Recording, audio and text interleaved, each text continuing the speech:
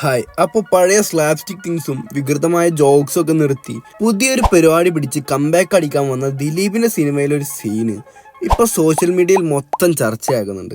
ഇതെന്താ സംഭവം എന്ന് ചോദിക്കുകയാണെങ്കിൽ സിനിമയിലെ ഒരു പ്രത്യേക രംഗത്ത് ധ്യാനിന്റെ ഒരു നെറേഷനാണ്. ധ്യാൻ പറയും, രമണിയെ പണ്ട് അണ്ണൻ ഇതുപോലെ തട്ടിക്കൊണ്ടുപോയതാ. വിനീത് ചോദിക്കും, എന്നിട്ടോ? ധ്യാൻ പറയും, രമണിയെ അണ്ണൻ കൊണ്ടുപോയി കറന്നു. വിനീത് ധ്യാൻ തിരിച്ച്, രമണി നാട്ടിലെ ഒരു പശുവാണ്.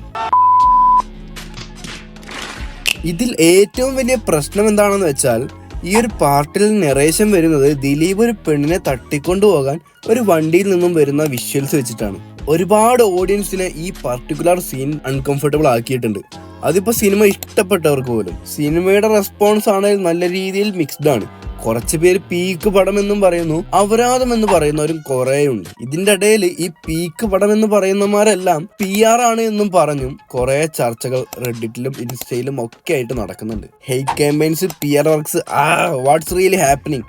Let me explain. ജനപ്രിയ നായകനായി പക്കാ റിപ്പീറ്റ് വാല്യൂ ഉള്ള കുറെ നല്ല സിനിമകൾ ചെയ്തിരുന്ന ആളാണല്ലോ ദിലീപ് ഏട്ടൻ. അന്ന് ആൾക്ക് നല്ല രീതിയിൽ ഓഡിയൻസ് ഉണ്ടായിരുന്നു. ഒരു 2017 വരെയൊക്കെ ഇങ്ങേരുടെ പടത്തിന് വേണ്ടി വെയിറ്റ് ചെയ്യുന്ന കുറെ പേരുണ്ടായിരുന്നു. അതിന്റെ ശേഷം ആ 2016-17 കാലഘട്ടത്തിൽ കേസിന്റെ ഇഷ്യൂയിൽ ഒരുപാട് പ്രോബ്ലംസ് വന്നതുകൊണ്ട് ഇങ്ങേരുടെ ഓഡിയൻസ് സ്വാഭാവികമായിട്ടും രണ്ട് പക്ഷത്തായി. ആൻഡ് അതിനുശേഷമുള്ള ഇങ്ങേരുടെ ഓഡിയൻസ് 3 കാറ്റഗറി ആയിരുന്നു. ആദ്യത്തെ ഒരു മെജോറിറ്റിയും ആക്ച്വലി ഇങ്ങേർക്ക് എതിരായിരുന്നെങ്കിലും എന്നാലും ചെറിയ രീതിയിൽ ഹാർഡ് കോർ ഫാൻസിന് ദിലീപിന് അന്നും ഇന്നും ഉണ്ട്. അത് സെക്കൻഡ് കാറ്റഗറി. ആൻഡ് പിന്നെയുള്ളതാണ് കേസും കാര്യങ്ങളൊക്കെ എന്തോ ആവട്ടെ, നല്ല സിനിമയാണെങ്കിൽ ഇതിനെക്കുറിച്ചൊന്നും കെയർ ചെയ്യാതെ സിനിമക്ക് പോകുന്ന ഓഡിയൻസും അവരുമുണ്ട്. ഇവർ ഉള്ളതിന്റെ ഒരു തെളിവാണ് ആ സമയത്ത് ഇറങ്ങിയിട്ടും രാമലീല ഹിറ്റടിച്ചത്. പണ്ടൊക്കെ 7-8 സിനിമകൾ എല്ലാ വർഷവും ചെയ്തിരുന്ന പാറ്റേൺ ഈ ഒരു ഇഷ്യൂവിന് ശേഷം ചെയ്യുന്ന സിനിമകളുടെ എണ്ണം നല്ല രീതിയിൽ കുറഞ്ഞു. 2022 ഇങ്ങേരുടേതായിട്ട് ഒരു സിനിമ പോലും റിലീസ് ആയിട്ടില്ല എന്ന് തോന്നുന്നു. അതിന് ശേഷം കോവിഡിന് ശേഷമുള്ള മലയാള സിനിമയുടെ മാറ്റം മനസ്സിലാക്കാതെ പഴയ ടെംപ്ലേറ്റിലുള്ള സിനിമകളാണ് ആള് ചെയ്തത്. അങ്ങനെ ഇറങ്ങിയ സിനിമകളെല്ലാം നല്ല കിടിലം ബോംബ് പടങ്ങളായിരുന്നല്ലോ. കേശു വീടിനനാഥൻ, voice of Sathyanathan, Bandra, Thankamani, Pavi caretaker, prince and family. ഇതിലെ ഏറ്റവും വലിയ കോമഡി എന്താണെന്ന് വെച്ചാൽ ഈ ഇറങ്ങാൻ പോകുന്ന എല്ലാ സിനിമയിലും കംബാക്ക് എന്നായിരുന്നു പറയല്.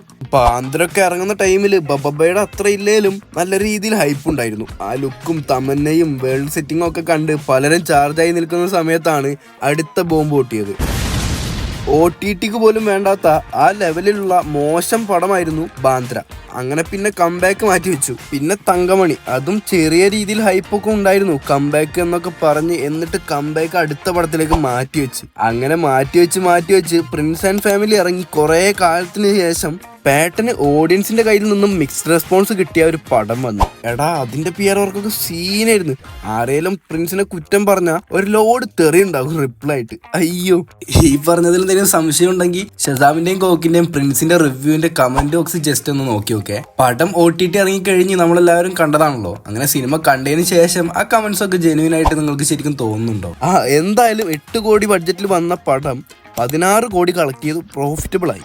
അങ്ങനെ അറ്റ് ലാസ്റ്റ് ദിലീപിന്റെ കംബാക്ക് നടന്നു. കേക്കൊക്കെ മുറിച്ച് സക്സസ് ഒക്കെ ആഘോഷിച്ച് കംബാക്ക് കഴിഞ്ഞ് അടുത്ത പടം അനൗൺസ് ചെയ്തു. ആൻഡ് അവർക്ക് ഇപ്പോഴും മതിയായില്ല, ഇനിയും കംബാക്ക് വേണം പോലും. പിന്നെയും പറഞ്ഞ എല്ലാവരും കംബാക്ക് എന്ന്.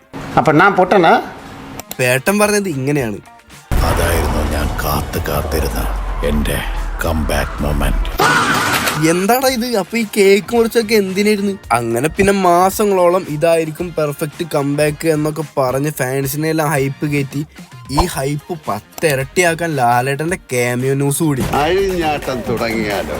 അപ്പോഴത്തേക്കും പലരുടെയും ഡിസംബറിലെ മോസ്റ്റ് ആന്റിസിപ്പേറ്റഡ് മൂവി ബബ്ബയായി മാറി. പ്രധാനമായും ഹൈപ്പ് കയറാൻ 3 ഫാക്ടേഴ്സ് ആയിരുന്നു ഉള്ളത്. First, the L factor. മണിച്ചേട്ടന്റെ സോന പാട്ടിൽ ലാലേട്ടന്റെയും ദിലീപിന്റെയും ഒരുമിച്ചുള്ളൊരു ഫൈറ്റ്.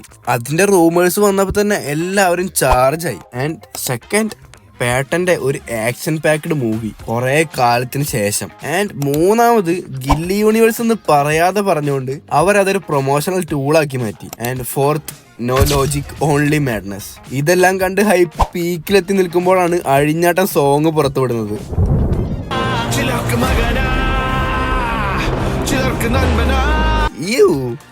എല്ലാ ഹൈപ്പും ഒറ്റയടിക്ക് തകർത്ത ഒരു നിമിഷമായിരുന്നു അത്.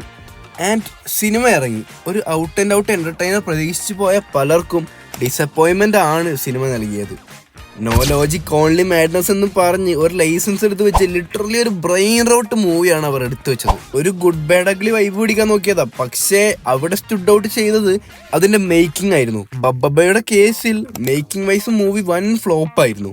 ആൻഡ് ഓഡിയൻസ് പ്രതീക്ഷിച്ച രീതിയിലൊന്നും എൽ ഫാക്ടറും വർക്കായില്ല. ലാലേട്ടനിൽ നിന്നും അധികം ഹൈ ഒന്നും കിട്ടാത്തത് വാസ് നോട്ട് എക്സ്പെക്ടഡ്. ആൻഡ് അതുപോലെ തന്നെ ക്ലീഷേ ബ്രേക്കിംഗ് കാണിച്ചുകൊണ്ട് പഴത്തിൽ ചവിട്ടാതെ മാറി നടന്നുകൊണ്ടാണ് പേട്ടന്റെ ഇൻട്രോ തന്നെ. പക്ഷേ സിനിമയിൽ ഇഷ്ടം പോലെ ക്ലീഷേഴ്സ് വേറെ ഉണ്ട്. എന്നാലും ഹൈപ്പ് കാരണം പാട്ടിന് ഇതുവരെ കിട്ടിയതിൽ വെച്ച് ഏറ്റവും വലിയ ഓപ്പണിംഗ് കിട്ടി ബബ്ബയിൽ.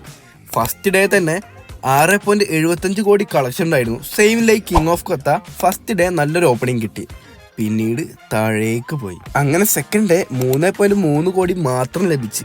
എടാ, ഇനി ഈ വേർഡ് ഓഫ് മൗത്തിലൂടെ മാത്രമല്ല ഈ പടം കയറൂ. പക്ഷേ ഈ സോഷ്യൽ മീഡിയയിൽ PR അല്ലാതെ റിയൽ ആയിട്ട് ആരും തിയേറ്ററിൽ മസ്റ്റ് വാച്ച് എന്നൊന്നും പറയുന്നൊന്നും എനിക്ക് തോന്നുന്നില്ല. കാരണം it was just N average movie. 3-ാം ദിവസം സാറ്റർഡേ ആയിട്ട് പോലും 3.25 കോടിയേ ലഭിച്ചുള്ളൂ. അങ്ങനെ ആകെ മൊത്തം 3 ദിവസം കൊണ്ട് 16.75 കോടി. സൺഡേ ആയിട്ട് കൂടി ഫോർത്ത് ഡേ 1.12 കോടി മാത്രം. ഇനിയിപ്പോ ഇത് 100 കോടി ക്ലബ്ബ് പോയിട്ട് 50 കോടി ബോക്സ് ഓഫീസ് കളക്ഷൻ തന്നെ അടിക്കുമോ എന്ന് ഉറപ്പിക്കാൻ കഴിയില്ല. പടത്തിന്റെ ബഡ്ജറ്റ് ഏകദേശം 40 കോടി എങ്ങാണ്ടുണ്ട്. ഈ ഹൈപ്പിന് കാരണമായ ഓരോ കാര്യങ്ങളും പാളിയതിന്റെ കൂടെ ഗില്ലി യൂണിവേഴ്സ് എന്ന് പറഞ്ഞ് ഓഡിയൻസിന് വെറുതെ ഒരു എക്സ്പെക്ടേഷൻ കൂടി കൊടുത്ത് അത് സാറ്റിസ്ഫൈ ചെയ്യിക്കാൻ കഴിയാതെയും ഇതിന്റെ മേക്കേഴ്സ് പരാജയപ്പെട്ടു. കറക്കുന്ന സീന് പോലെ ചർച്ചയാകുന്ന സിനിമയിലെ മറ്റൊരു സീനാണ് ഒരു പെഡോ ജോക്ക്. ഒരുത്തം പറയും ദിലീപിനെ സപ്പോർട്ട് ചെയ്ത് കുറച്ച് കുട്ടികളുണ്ട് എന്ന്. വിനീത് പറയും അവരെ പിടിക്കണമെന്ന്. അപ്പൊ മറ്റവൻ അവരെ കയറി പിടിക്കാനോ? ഇതെല്ലാം കണ്ട് നൂറിൻ ജസ്റ്റിസ് ഡെലിവർ ചെയ്തു എന്ന് പറയുന്ന ആൾക്കാരുമുണ്ട്. അവരെയൊന്നും കുറ്റം പറയാൻ കഴിയില്ല. അല്ലാണ്ട് എങ്ങനെയാടാ ഇതൊക്കെ എഴുതി വെക്കാൻ തോന്നുന്നത്? അല്ലെങ്കിൽ ഒരു കോൺട്രവേഴ്സി പ്രൊമോഷന്റെ ഭാഗമായിരിക്കും. ആർക്കറിയാം. ഈ പടത്തിനെ പറ്റി ഒരു മീം കണ്ടത് എനിക്ക് അക്യുറേറ്റ് ആയിട്ട് തോന്നി.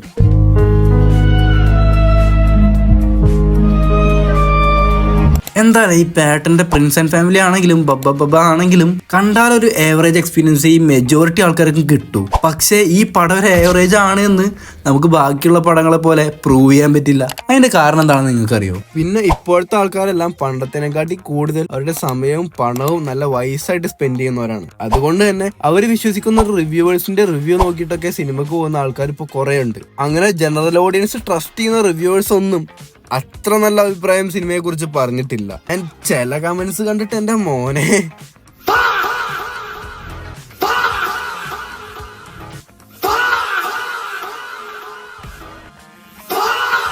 ഇനിയിപ്പോ അടുത്ത പടത്തിലും കംബാക്ക് എന്ന് കേൾക്കുന്നുണ്ടാകും. ഐ മീൻ പറക്കുമ്പോ ഷൂട്ട് സ്റ്റാർട്ട് ചെയ്തെന്നോ മറ്റോ കേട്ടിരുന്നു. അത് ഇതുപോലെയൊന്നും ആവാതെ നല്ലൊരു പ്രോപ്പർ സക്സസ് ആവട്ടെ. What ever. Thanks for watching. I love you all. Take care.